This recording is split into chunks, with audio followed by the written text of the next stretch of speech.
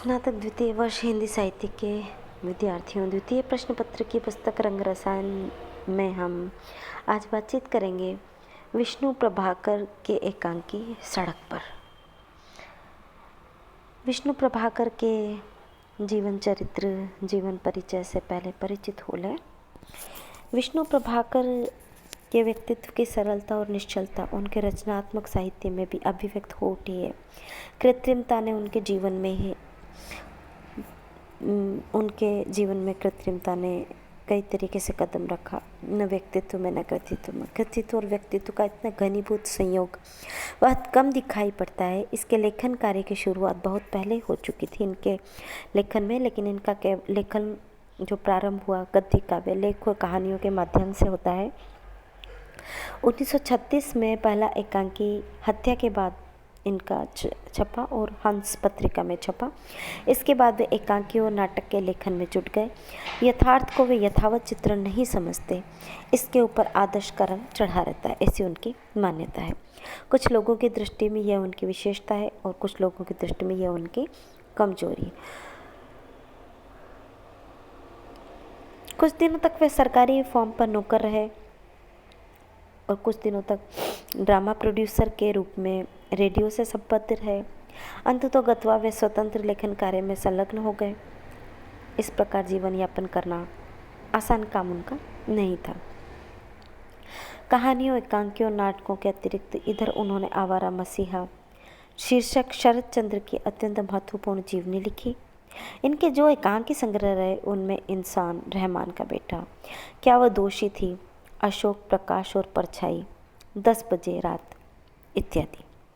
इनका निधन हुआ 11 अप्रैल 2009 को। आइए अब हम बातचीत करते हैं सीधे विष्णु प्रभाकर के एकांकी सड़क पर।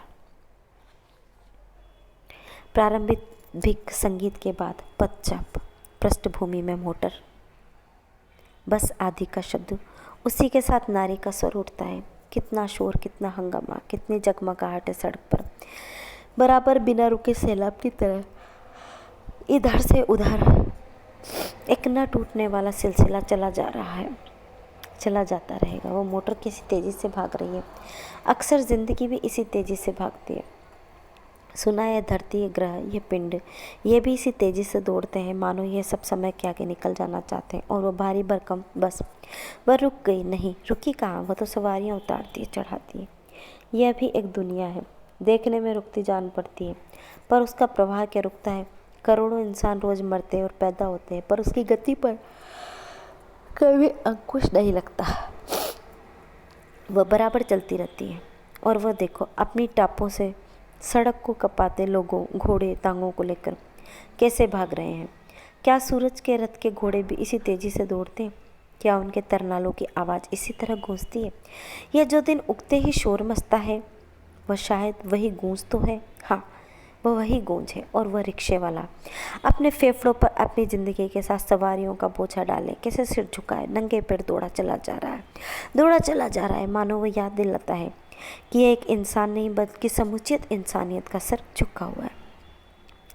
क्या इस कराहती हुई मानवता की जलती आंखों से गिरी चंद बूंदें सड़क की छाती में तूफान नहीं पैदा करती? बड़े बड़े ट्रैक्टर, बड़ी बड़ी लॉरियाँ, फौलादी पहियों वाले टैंक, मोटर, तरनालों से चोट करते हुए घोड़े, इन सब की चोट सड़क के दिल में गूंजती उठती है। पर इन आंसू और पसीने की बूंदों की मुख वेदना कैसे सह लेती है? धीमी स्वर कैसे सह लेती है? विराम जैसे मैं सह लेती हूँ, चौंक कर जैसे मैं सब सह लेती हूँ। मुझसे इस बात का क्या संबंध है? हाँ, मुझसे सड़क का क्या संबंध है? संबंध है औरत और सड़क का पूरा संबंध है। औरत और सड़क का पूरा संबंध है। धीमा स्वर, औरत और सड़क का पूरा संबंध है। साहस कर। हाँ, अब समझ में आया। मैं सड़क को बहुत पसंद करती हूँ। जब यहाँ आती हूँ तो सांझ सवेरे इस खिड़की में बैठकर इसे देखा करती हूँ। मैं कभी इससे ऊबती नहीं, कभी इससे रूठती नहीं।